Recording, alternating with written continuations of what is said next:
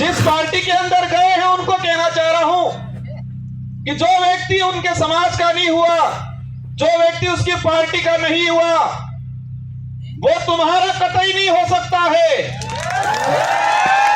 और इस क्षेत्र में देखा है मैंने, हमारे चंद्र वर्ग के भाइयों को जाके ये भड़काते हैं, कहते हैं कि तुम चिंता मत करना, मैं तुम्हारे साथ हूं, ये बोलते हैं। तो हमारे उन भाइयों को भी कहना चाहूंगा, जो खुद के समाज का नहीं हो सकता है वो आपका कभी नहीं हो सकता है। ये विचारधारा, मैं किसी भगवान या किसी धर्म का विरोधी नहीं हूं, लेकिन जो धर्म के नाम से, भगवान के नाम से वोट लेके राज करने का काम करते हैं, ऐसे लोगों का मैं घोर विरोधी हूं और विरोध करता रहूंगा। यहां पर हुआ था, जिनको आज हम ज्ञापन देने जा रहे हैं, ये माही विस्थापित होके लोग कटेनावर पे, ये माही डैम से जो मानवता में विश्वास करता है, इन सारे लोगों की जो भावना है, उनकी बात है, लोकसभा में ये व्यक्ति पहुंचाएगा। ये आपने विचार किया और आपके विचारों से हमारे पार्टी की जो सिलेक्शन प्रणाली है, इस भारत आदिवासी पार्टी में हाईकमान नहीं होता है, और इस पार्टी में हाईकमान आम जनता, आम कार्यकर्ता होती है। और आपकी भावना के अनुरूप मुझे इस लोकसभा क्षेत्र का सांसद प्रत्याशी बनाया, और मैं उम्मीद करूंगा कि जिस भावना से आपने मेरा सिलेक्शन किया है, उसी भावना से मेरा इलेक्शन भी करोगे, ये मुझे उम्मीद है आप सबसे। मैं आप सबको भरोसा भी दिलाना चाहूंगा, लेकिन कुछ मीडिया वाले ऐसे लोग हैं जो देश की सच्चाई को छुपा रहे हैं और पार्टियों के इशारों पे, सरकारों के इशारों पे इस देश के लोगों तक गुमराह करने वाली बातें फैलाई जा रही है। इस देश के लोगों को अंधकार में रखा जा रहा है, और हम देश में वर्तमान देख सकते हैं। मेरा वक्तव्य, हमारे पूर्व वक्ताओं ने कहा, हमारे समाज के कुछ पढ़े लिखे अधिकारी कर्मचारी कहते हैं, हमारे समाज के जो नेता कांग्रेस बीजेपी में दिग्गज बने हुए हैं, वो कहते हैं आरक्षण पूरा मिल रहा है। कोई कहता है आरक्षण की जरूरत नहीं है, कोई कहता है कि आरक्षण मिलना था, मिल गया, और फालतू गुमराह कर रहे हैं। हमारे क्षेत्र की जनता विचार करती है, हम कहते हैं आरक्षण मिलना चाहिए, वो कहते हैं आरक्षण मिल गया, कोई कहता है आरक्षण पूरा मिल रहा है, और हमारे क्षेत्र की जनता कंफ्यूज रहती है कि हकीकत क्या है। हमारा पढ़ा लिखा बेरोजगार युवा वो भी कंफ्यूज रहता है कि आरक्षण क्या है। और दुख की बात यह है कि हमारे पाठ्यक्रम में बेमतलब की चीजें डाली जा रही है। अगर देश के अंदर आरक्षण को लेकर जो चल रहा है, कुछ लोग कहते हैं भ्रमित किया जा रहा है, देश के आरक्षित वर्ग को, युवाओं को अगर क्लियर करना चाहिए था तो संविधान के अंदर जो आरक्षण व्यवस्था रखी गई है उसको हमारे पाठ्यक्रम में लागू कर दिया होता, तो आज हर युवा को पता होता कि मेरा रिजर्वेशन संविधान के अंदर इतना है, शेड्यूल एरिया में इतना है, नॉन शेड्यूल एरिया में इतना है। लेकिन होता क्या है, वो आरक्षित वर्ग का युवा आरक्षण को जान जाएगा, समझ जाएगा, संविधान में प्रावधान क्या है समझ जाएगा, तो वो सवाल खड़ा करेगा उन राष्ट्रीय पार्टियों से, उन नेताओं से जो आते हैं कहते हैं कि राम के नाम से वोट देना, ये नहीं बोला। और इस देश का दुर्भाग्य है कि इस देश में ऐसे नेता पैदा हुए हैं जो खुद के समाज का तो भला नहीं किया, लेकिन जिस पार्टी का खाया, जिस पार्टी में पद प्राप्त किए, ऊंचे ओहदे पे गए, उस पार्टी के भी नहीं हुए। सच्चाई को लेकर लड़ रहे हैं, ये विचारधारा हम कहते हैं, हम आदिवासी समाज में पैदा हुए हैं, मेरा पहला फर्ज बनता है कि मैं मेरे परिवार के लिए, मेरे समाज के लिए बात रखूं। साथ ही क्षेत्र के अंदर हमारे एससी समुदाय के भाई हैं, माइनॉरिटी समुदाय के भाई हैं, इसके अलावा किसी भी वर्ग का गरीब भाई है, उसकी कोई भी बात होगी, कोई भी समस्या होगी, उसका निराकरण करेंगे हम लोग। और ये देख सकते हो हमारे 84 क्षेत्र के अंदर हर व्यक्ति ने हमको मत दिया और मुझे मेरी विधानसभा में प्रचार करने की जरूरत नहीं पड़ी थी। हमारे कार्यकर्ताओं ने मोर्चा संभाल लिया था और हाईएस्ट मत राजस्थान में टॉप 2 में लाके रख दिया मुझे। आरक्षण व्यवस्था को लेकर कुछ आंकड़ा मैंने क्लियर किया है, अलग अलग डिपार्टमेंट की भर्तियों का, लेकिन इस मंच के सामने ही हमारे खाकी वर्दी वाले भाई दिख रहे हैं, इसलिए मैं उनके डिपार्टमेंट का कुछ आंकड़ा बता दूंगा।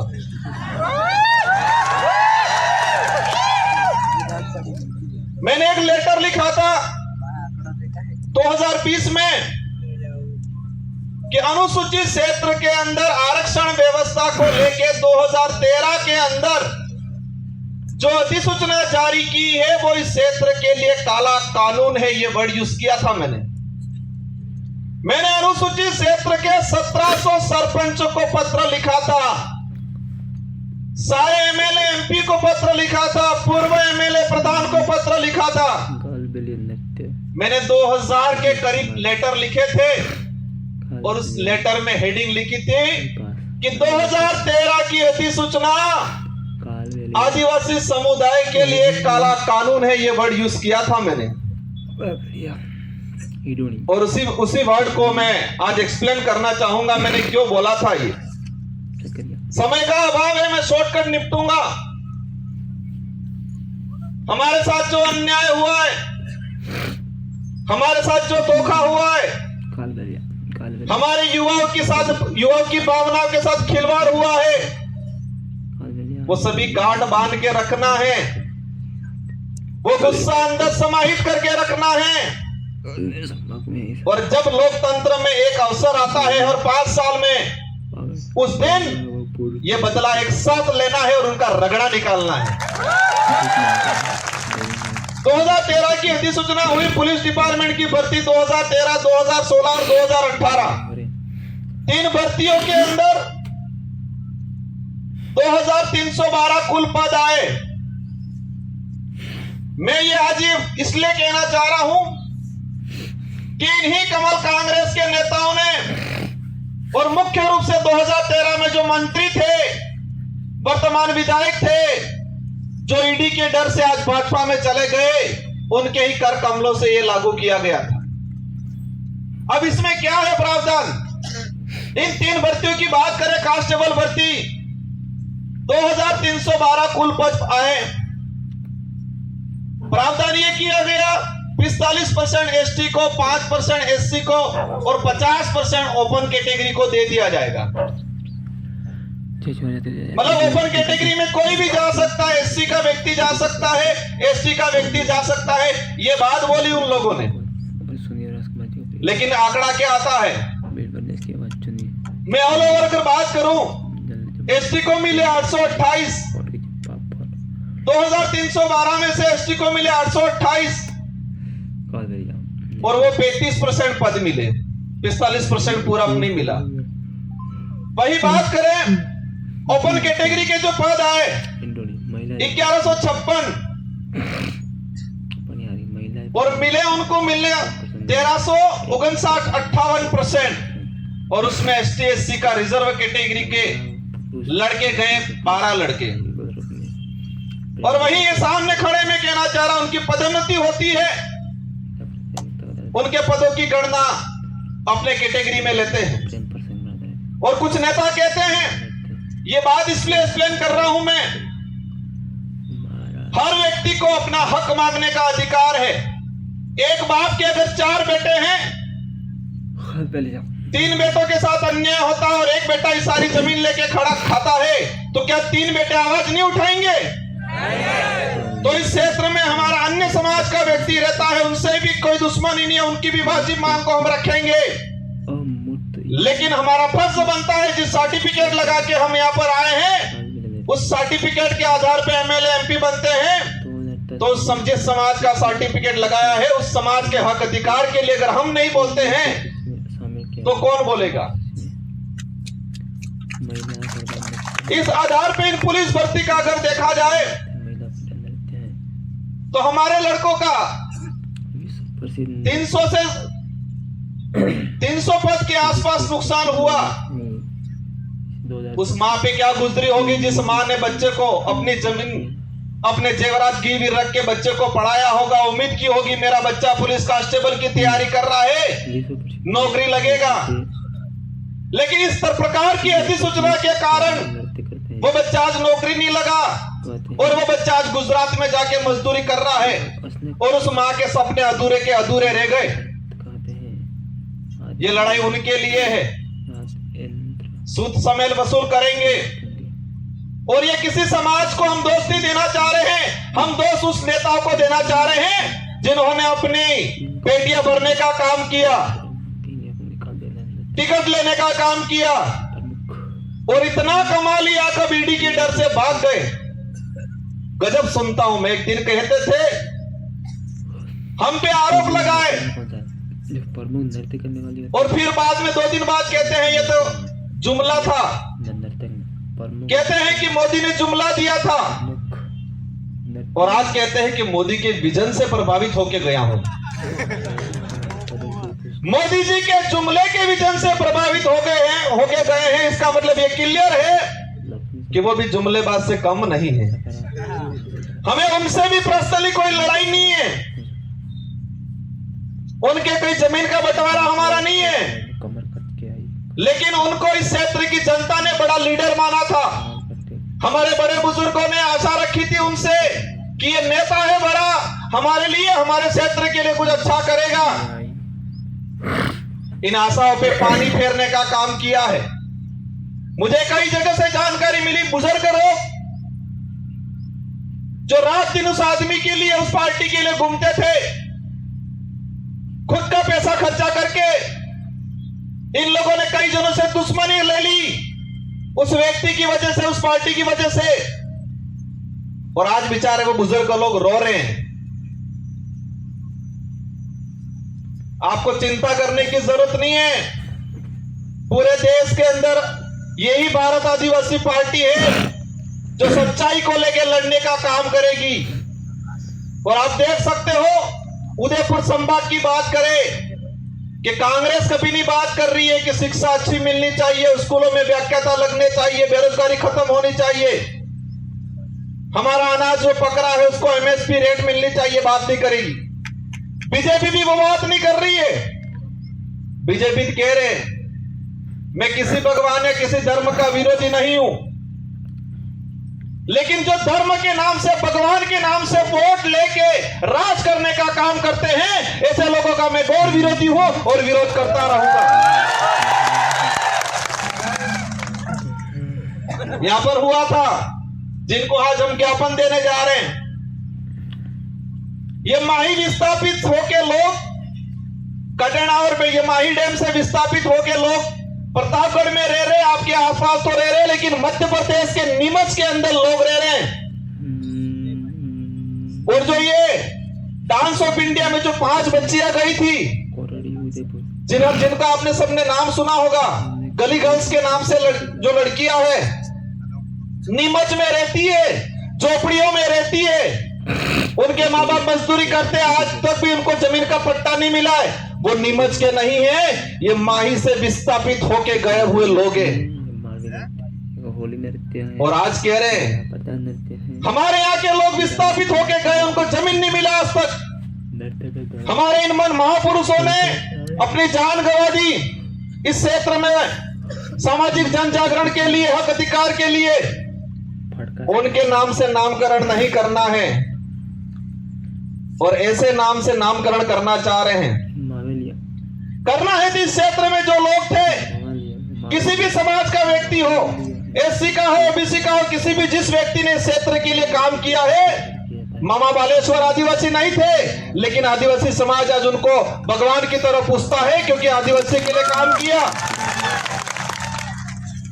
हम हर उस व्यक्ति का, हर उस समाज का सम्मान करेंगे जो मानवता में विश्वास करता है, और उस हर व्यक्ति और उस हर धर्म का विरोध करेंगे जो छुआछूत, भेदभाव, उच्च नीच करता है, उन सबका हम विरोध करेंगे, क्योंकि ये देश संविधान से चलता है।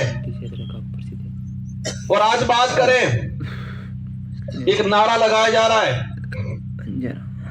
400 पार। क्या नारा लगा रहे हैं? 400 पार। अंग्रेजों और मुगलों ने इस देश को कम लूटा था, उससे भी खराब स्थिति से ये लोग इस देश को लूट रहे हैं। इसका असर आदिवासी या एससी को ही नहीं है, इसका असर पड़ेगा हर वर्ग के व्यक्ति को, आने वाले समय में भुगतना पड़ेगा। ये लोग बहुत बुरी तरीके से इस देश को लूट रहे हैं। एक वक्त था 2013 के अंदर वो नारा लगाते थे वही वो व्यक्ति कि न खाऊंगा न खाने दूंगा, और आज जितने देश के अंदर खाने वाले लोग थे उन सबको वो साथ में मिला के कह रहे कितना लाओ लाओ बंटवारा करते हैं। ये सारी बातें होगी, लेकिन हमको करना क्या है? हमको उनको सबक सिखाना है, उन नेताओं को एहसास कराना है कि ये राजतंत्र नहीं, ये लोकतंत्र है, और इस लोकतंत्र में संविधान ने जनता को ताकत दी है, जिसे हम लोकतंत्र की कुंजी कहते हैं, जो वोट है, और हर 5 साल में उसका अवसर आता है।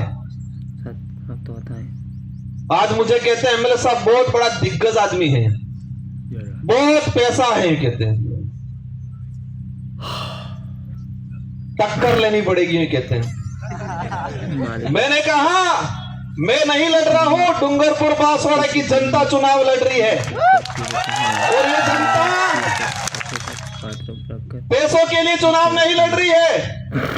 ये जनता सुख सुविधाओं के लिए मेरे साथ नहीं है, ये जनता स्वाभिमान के लिए है। इस जनता के अंदर जो साथ मेरे साथ जुड़ रहा है, संगठन के साथ जुड़ रहा है, उस प्रत्येक व्यक्ति के अंदर स्वाभिमान जगा है, अपने आने वाली पीढ़ी के लिए कुछ कर गुजरने की ताकत जगी है, इसलिए मेरे साथ जुड़े। और देश के इतिहास उठा के देख लो,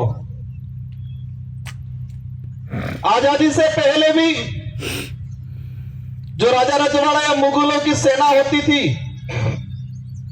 तो सोना में भर्ती होता था, सिपाही के लिए होता था, तनख्वाह मिलती थी, या किसी राजा से एग्रीमेंट होता था, सहयोग में पूरी सेना भेजता था, तो रियासत क्षेत्र की कुछ जमीन को लेकर सौदा होता था। लेकिन वो सेना युद्ध के मैदान में टिकती नहीं थी। और यही देश के इतिहास उठा के देख लो कि मुगल के अकबर के सामने इस देश के सारे राजाओं ने अधीनता स्वीकार कर ली थी, लेकिन महाराणा प्रताप एक ऐसा था जिसने मुगलों के सामने अधीनता स्वीकार नहीं की थी।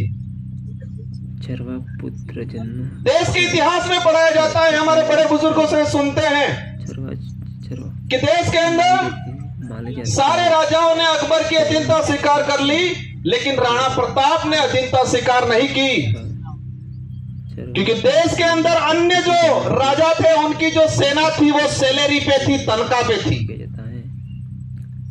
देश के अंदर जो अन्य राजा थे उनके सहयोग में आई हुई सेना कुछ जमीन की लालच में आई थी मदद करने, लेकिन राणा प्रताप के साथ में जो सेना थी वो तनख्वाह वाली सेना नहीं थी, वचन वाली सेना थी, और वो भीलों की सेना थी। किसकी सेना थी? भीलों की सेना थी, पठानों की सेना थी। अगर वो तनख्वाह वाली सेना होती तो युद्ध के मैदान में टिकती नहीं।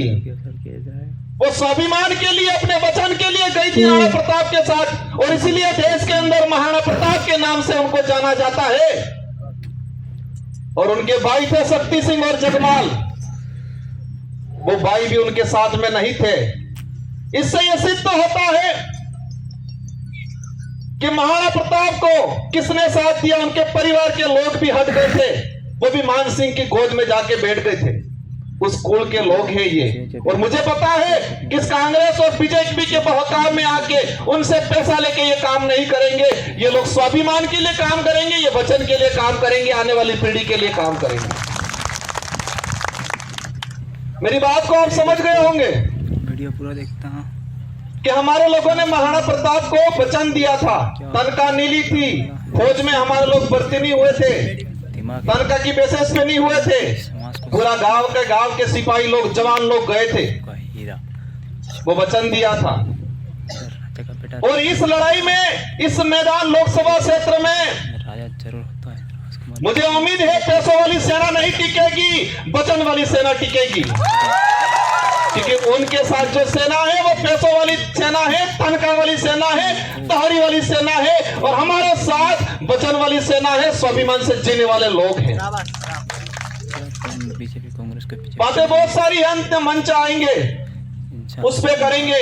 हमारी लड़ाई सीधी सी है, पूरे फंदे उड़ जाएंगे। किस क्षेत्र में संविधान के अनुरूप आरक्षण लागू हो जाए। यहाँ का कलेक्टर, एसपी, संभागीय आयुक्त क्लियर कर दे कि संविधान के भाग इसमें 5वीं अनुसूची के तहत क्या प्रावधान है, कितना आरक्षण मिलना चाहिए। आरएस भर्ती की अगर बात करें, हमारी जो मांग है दूसरी, प्रशासनिक सेवा के अंदर हमारे यहाँ के लोगों को प्रतिनिधित्व मिलना चाहिए।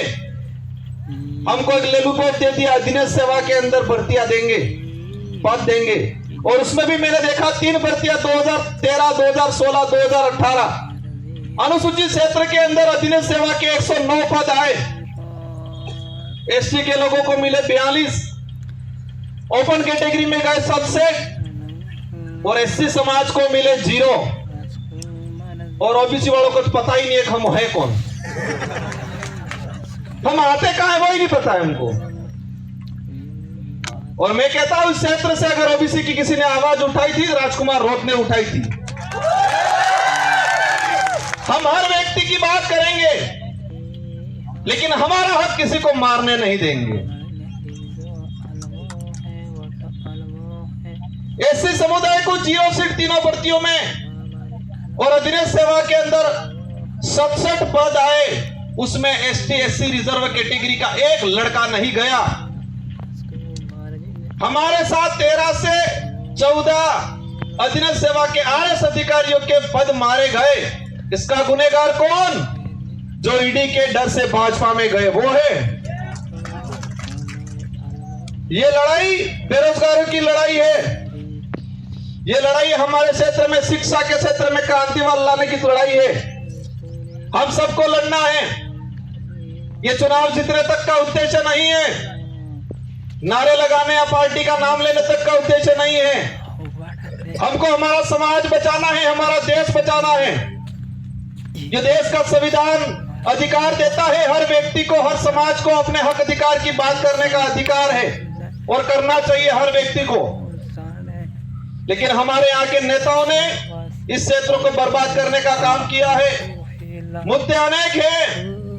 ये 400 पार का जो नारा लगा रहे हैं, उस नारे को समझना।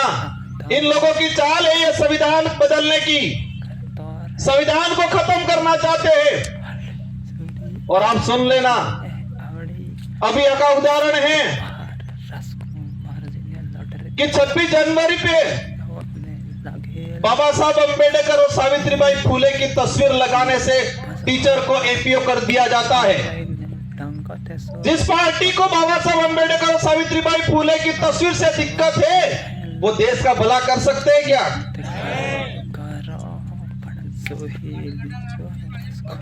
ये अंग्रेजों से भी बदतर स्थिति इस देश की करने वाले हैं। और हम सबको मिलके, और ये पार्टी कोई क्षेत्रीय पार्टी या इस डूंगरपुर, बांसवाड़ा, उदयपुर तक सीमित रहने वाली नहीं है। ये पार्टी अरब सागर से लगा के बंगाल की खाड़ी तक जितने जो स्टेट पड़ रहे हैं, और हमारे साथ हर व्यक्ति, वर्ग का व्यक्ति जुड़ रहा है। हम सच्चाई की लड़ाई लड़ रहे हैं।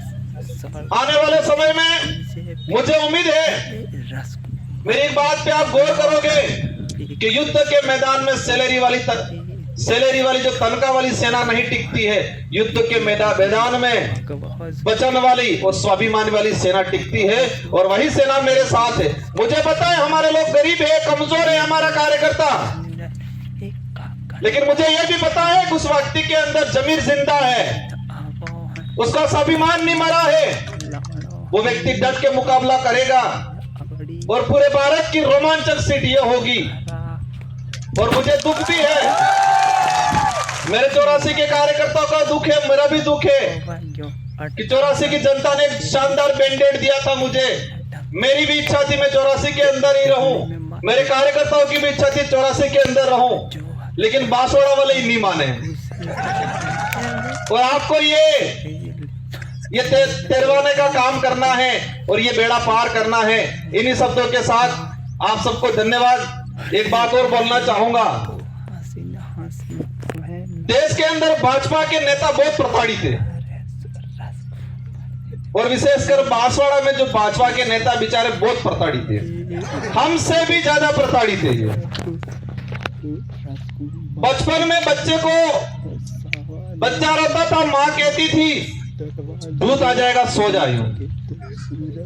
और यहाँ भाजपा के नेता इतने प्रताड़ित थे, हल्का सा बेचारा कुछ करता है कहते हैं ईडी आ जाएगी, चुप हो जा। मोदी जी की ईडी आ जाएगी, चुप हो जाएगा। वो चाहता बहुत कुछ है बेचारा, पर अंदर से डर हुआ है। उनको भी कहना चाहूंगा, आप चिंता मत करो, आपके विचारों को यहां रखने का अवसर मिलेगा। इस संगठन के साथ जुड़ो और इस क्षेत्र की जनता के लिए, युवाओं के लिए, हक अधिकार के लिए आगे बढ़ो। हम आपको साथ में लेकर चलने का काम करेंगे। इन्हीं शब्दों के साथ आप सबको धन्यवाद, आभार, जय जोहार, जय भारत, जय संविधान।